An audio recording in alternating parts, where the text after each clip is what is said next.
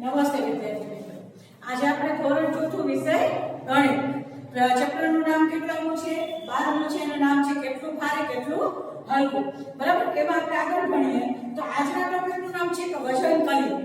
બરાબર. તમે કોઈ પણ વસ્તુ લેવા જાવ તો તમારે વજનમાં તમારે કેવું પડે કે મારે આટલા વજનની વસ્તુ જોઈએ છે. બરાબર. તો એ પ્રમાણે તમે દુકાનદાર છે તમને વજનમાં વસ્તુ જોખીને આપે. અને શું તમને એક પ્રશ્ન બીજો છે અહીંયા કે વજન કરવા માટે વજન કાંટાનો ઉપયોગ થાય છે? સાચું ખોટું? તો વજન કાંટાનો ઉપયોગ થાય. વજન કાંટા વગર વજન શક્ય જ નથી. એટલે આ જવાબ સાચો આવશે. બરાબર. તો આપણે કીધું વજન કાંટા માટે જેવી રીતે વજન કાંટાનો ઉપયોગ છે વજન કરવા માટે, એવી રીતે વજનિયાનો પણ ઉપયોગ થાય છે.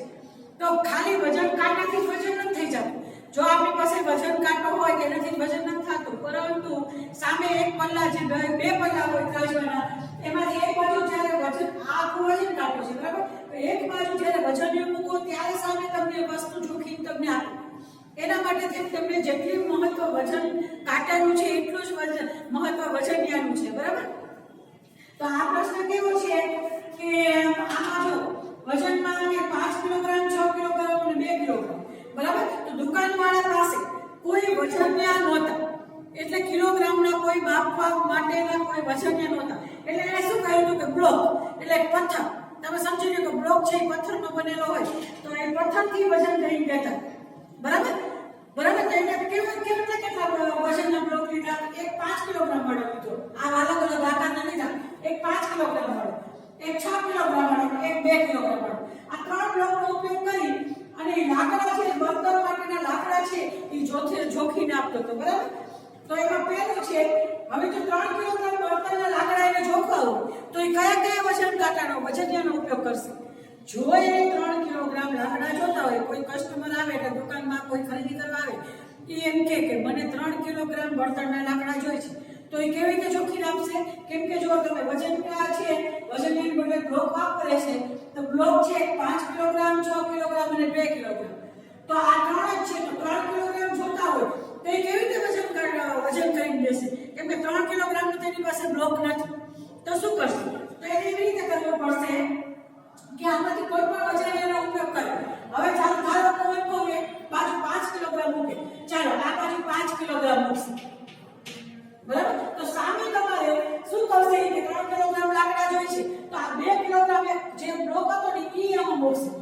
2 કિલોગ્રામનો બ્લોક મૂકશે અને બાકી જેટલો વજન છે સમતોલ કરવા માટે, એટલે 5 કિલોગ્રામને સમતોલ કરવા માટે 2 કિલોગ્રામ તો થઈ ગયું છે. હવે એને 3 કિલોગ્રામ લાકડા જોતા હતા તો 3 કિલોગ્રામ લાકડા આપી ગયું.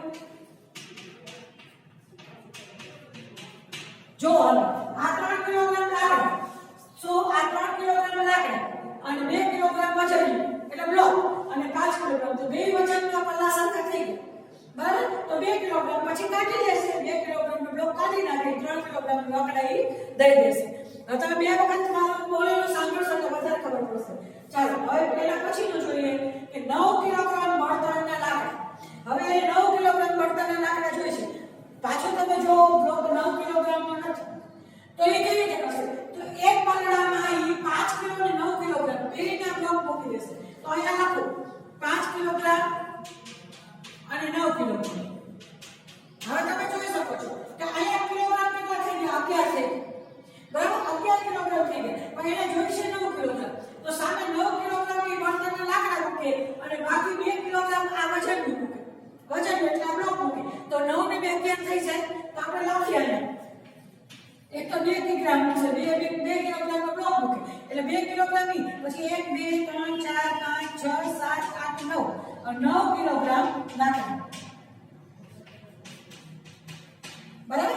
એટલે 2 ને 9 કેટલા થાય? 11. અને આ કેટલા થાય? 5 ને 9, 5 ને આ 6 આવશે. અહીંયા 6, 5 ને 6 કેટલા થાય? 11. તો બંને પલ્લામાં 11 કિલો વજન થઈ ગયું. હવે એના પછીનું છે 7 કિલોગ્રામ બળતણના લાકડા જોઈએ છે. કેટલા કિલોગ્રામ જોઈએ છે? 7 કિલોગ્રામ. વળી પાછો પ્રશ્ન એ છે કે આમાં ક્યાંય 5-7 કિલોગ્રામનો બ્લોક નથી તો શું કરશે? એક પલ્લામાં 5 કિલોગ્રામ અને 2 કિલોગ્રામ મૂકશે. 5 કિલોગ્રામ અને 2 કિલોગ્રામ. અને બીજા પલ્લામાં 7 કિલોગ્રામ લાકડા મૂકી દેશે. 1 2 3 4 5 6 7.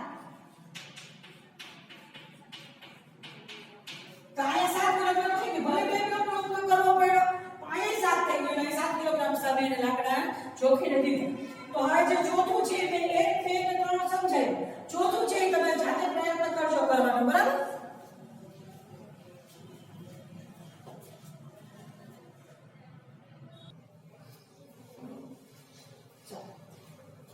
પ્રશ્ન નંબર 36 નો છે અને ટોપિક નવો બદલાઈ ગયો છે પોસ્ટ ઓફિસ. તો પોસ્ટ ઓફિસ એટલે શું? તો તમને ખબર છે ત્રીજા ધોરણમાં તમે ભણી ગયા છો, બરાબર? આપણે આખો પાઠ જ આપણે ત્રીજા ધોરણમાં પર્યાવરણ. તો પોસ્ટ ઓફિસનો પહેલો પ્રશ્ન છે પોસ્ટ ઓફિસ, લોકો પોસ્ટ ઓફિસે શા માટે જાય છે? લોકો પોસ્ટ ઓફિસે શા માટે જાય છે? તો શું કામ જાય? તો સ્ટેમ્પ લેવા, પત્ર લેવા, આંતરદેશીય કવર લેવા, પરમીડિયા લેવા, પછી પૈસાની લેવડ દેવડ કરવા, પાર્સલ મોકલવા, પાર્સલ લેવા માટે, એવી ઘણી બધી પ્રવૃત્તિ છે એ પોસ્ટ ઓફિસમાં થતી હોય છે. તો એના માટે બધા લોકો પોસ્ટ ઓફિસમાં જાય છે. તો મેં પોસ્ટ ઓફિસમાં લોકો શા માટે જાય છે એ પ્રશ્નનો જવાબ લખ્યો નથી. હું પીડીએફ મોકલું એમાં પ્રશ્નનો જવાબ લખેલો છે, એમાંથી તમારે જોઈ લખી લેવાનો છે. પછી છે એક પોસ્ટકાર્ડની કિંમત કેટલી છે? તો એક પોસ્ટકાર્ડની કિંમત, એક પોસ્ટકાર્ડની કિંમત 50 પૈસા છે. કેટલા છે? 50 પૈસા. એક પોસ્ટકાર્ડની કિંમત 50 પૈસા. હવે એક આંતરદેશીય પત્રની કિંમત કેટલી? હવે એ તમને ખબર હોય છે કે આપણે ત્રીજા ધોરણમાં પર્યાવરણ ભણી ગયા છે. તો એક આંતરદેશીય પત્રની કિંમત, આંતરદેશીય પત્ર કોને કહેવાય? તો દુધિયા કલરનું આવે છે, બરાબર? એને આંતરદેશીય પત્ર કહીશું. તો એની કિંમત છે 2 રૂપિયા અને 50 પૈસા. એટલે 2.5 રૂપિયાનું એક આંતરદેશીય પત્ર આવે. હવે એક પોસ્ટકાર્ડ અને એક આંતરદેશીય ટપાલની કુલ કિંમત કેટલી થાય? હવે મારે બે વસ્તુ એક જ જોઈએ છે. એક ટપાલી જોઈએ છે અને એક શું આંતરદેશીય ટપાલી જોઈએ છે અને એક પોસ્ટકાર્ડ જોઈએ છે. તો મારે કુલ કિંમત કેટલી દેવી પડે? તો આ બેનો સરવાળો કરવો પડે. 2 રૂપિયા 50 પૈસા વત્તા 50 પૈસા. તો 2 50 પૈસા ભેગા કરો એટલે આખો રૂપિયો બને. તો કેટલા રૂપિયા થાય? 2 ને 1 3. તો ટોટલ રૂપિયા થશે 3. તો મારે 3 રૂપિયા ચૂકવવા પડે.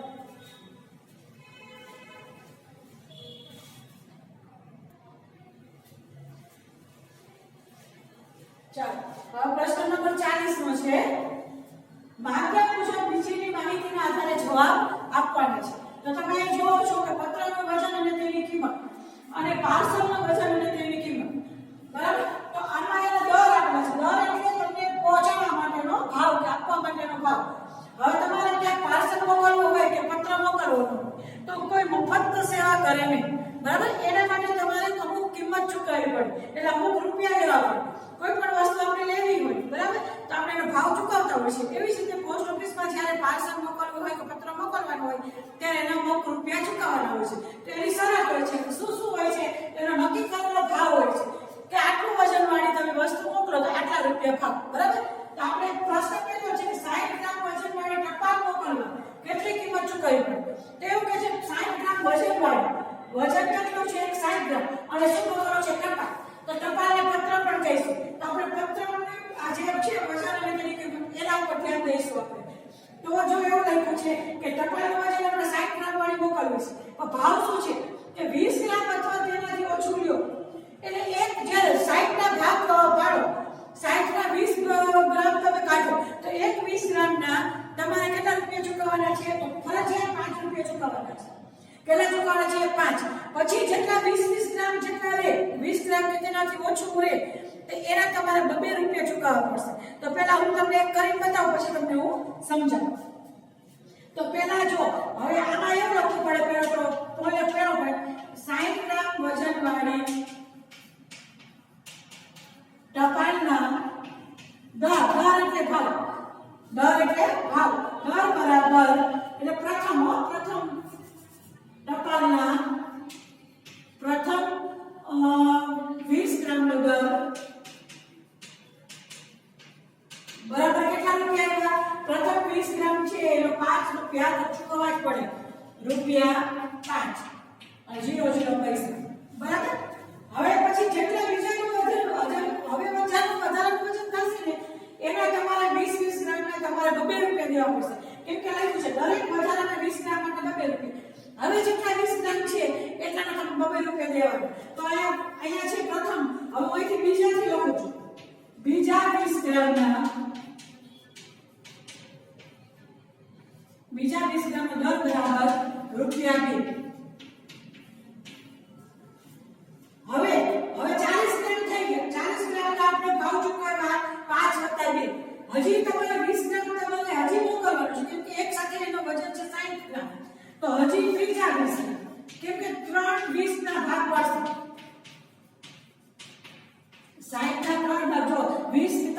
40 40 * 20 એટલે 60, તો 60 ગ્રામ આપણે વજન થઈ ગયું. હવે એના ભાવ પણ આપણે એવી રીતે દેવાના છે કે એના પણ 2 રૂપિયા. ટોટલ ભાવ તમારે કેટલા દેવાના?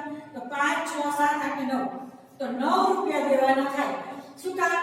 કે 60 ગ્રામ વજન હતું, એક પેલા 20 ગ્રામનો તમારે જો 20 ગ્રામ થાય કે એને ઓછું થાય તો નક્કી કરેલો ભાવ છે કે 5 રૂપિયા દેવાના છે.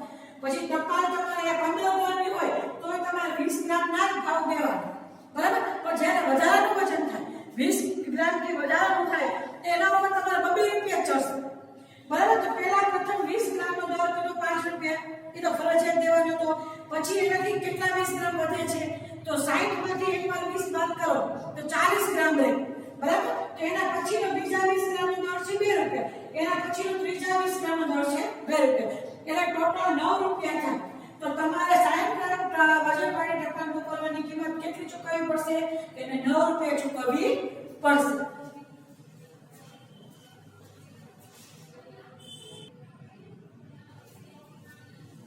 ચાલો, એના પછી છે 150 ગ્રામનું પાર્સલ. જો પાર્સલ શબ્દ આવ્યો એટલે આપણે પાર્સલનો ભાવ જોવાનો છે. 150 ગ્રામનું પાર્સલ રેખાએ તેના મિત્ર રાહુલને મોકલ્યું છે. રેખા એના મિત્ર રાહુલને મોકલે છે, બરાબર? તો તેણે કેટલી રકમ ચૂકવવી પડશે? આપણે કીધું એ કોઈ મફત તો સેવા કરશે નહીં, આપણે પોસ્ટ ઓફિસ વાળાને પૈસા ચૂકવવા પડશે. તો એની શરત મુજબ તો એમાં એ છે 50 ગ્રામ અથવા તેનાથી ઓછું. જો 50 ગ્રામનું પાર્સલ મૂકો તો તમારે 5 રૂપિયા ચૂકવવું પડે, પણ જો તમે 50 ગ્રામથી ઓછું વજન થાય તોય પણ તમારે એને 5 રૂપિયા તો ચૂકવવા જ પડશે, બરાબર? એ સિવાય પછી શું છે? દરેક વધારાના 50 ગ્રામ માટે હવે 50 ગ્રામથી વજન વધે તો શું કરવાનું? તો જેટલું વજન વધે તો દરેક વધારાના 50 ગ્રામ માટે 3 રૂપિયા ચૂકવવાના. આ આગળ આપણે કેટલા રૂપિયા ચૂકવવાના હતા? પત્રના તો 2 રૂપિયા હતા, આમાં 3 રૂપિયા ચૂકવવાના છે. તો પહેલા આપણે 150 ગ્રામનું 150 ગ્રામનું પાર્સલ છે ને 50 ગ્રામ કરતા તો વધારે જ વજન છે, બરાબર? તો પહેલા આપણે 50 ગ્રામનો દર એકવાર ચૂકવી દઈએ. તો આપણે એના માટે શું લખવું પડે? પહેલો પોઈન્ટ 150 ગ્રામનું પાર્સલ રાહુલને મોકલવા માટે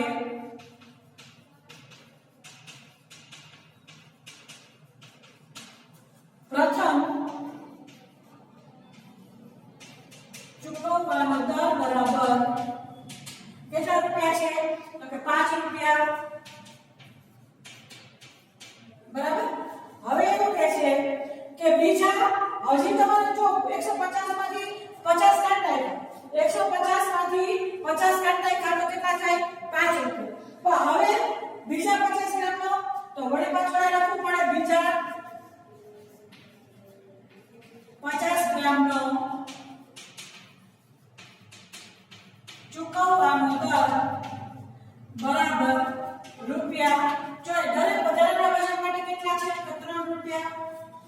હજી બીજા કે 50 માંથી 150 માંથી 150 માંથી એક વખત 50 નીકળી ગયા, બીજી વખત નીકળી ગયા, હજી ત્રીજી વખત કાઢશો ત્યારે તમારે 150 ગ્રામ થશે.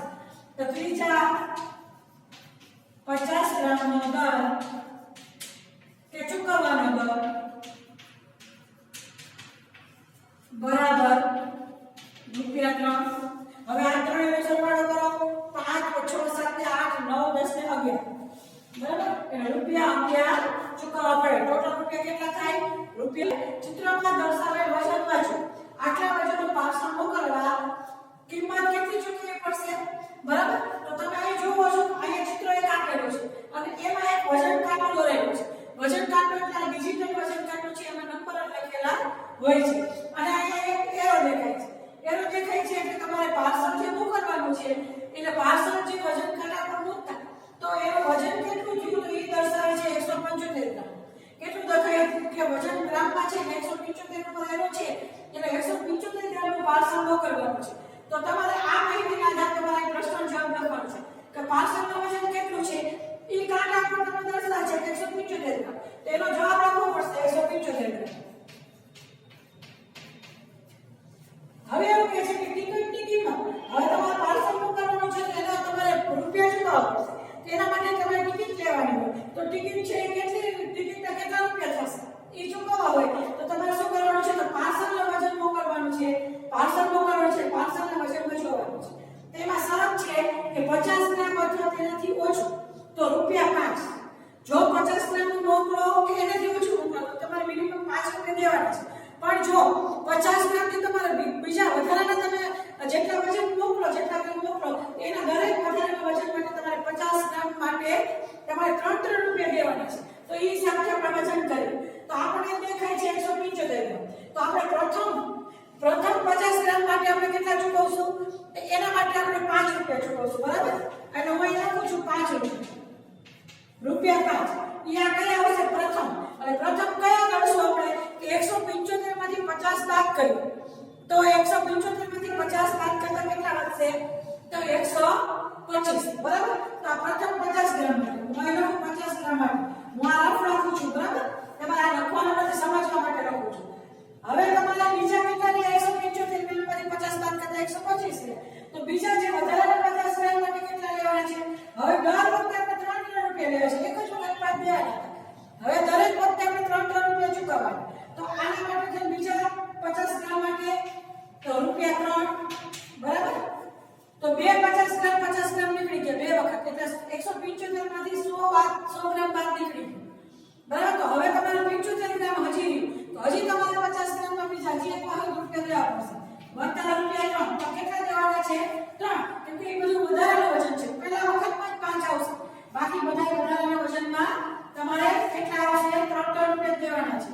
આ ત્રીજા 50 ગ્રામ 50 વત્તા 50 એટલે 150 ગ્રામ થયું. હજી તમારી પાસે કેટલા ગ્રામ વધે છે? 25 ગ્રામના તમારે પૈસા ચૂકવવાના બાકી છે. એના માટે પાર્ટ નહીં પણ આપણે રૂપિયા 3 મોક દેશું. તો આ છે 25 ગ્રામ. હવે સરવાળો કરો ગ્રામ 50 કે 50 100 માં 50 નાખો તો 150 અને બીજા 25 એટલે 75, બરાબર? એટલે 175 થઈ ગયા. તો એક વજન માટે ચૂકવવા માટે કેટલા રૂપિયા ચૂકવવા પડશે? તો આનો સરવાળો કરો 5 6 7 8 9 10 11 12 13 14. એટલે મારે જો 175 રૂપિયાનું વસ્તુ પહોંચાડવી હોય, 175 ગ્રામ વસ્તુ પહોંચાડવી તો 14 રૂપિયા પોસ્ટ ઓફિસ વાળાને ચૂકવવા પડશે.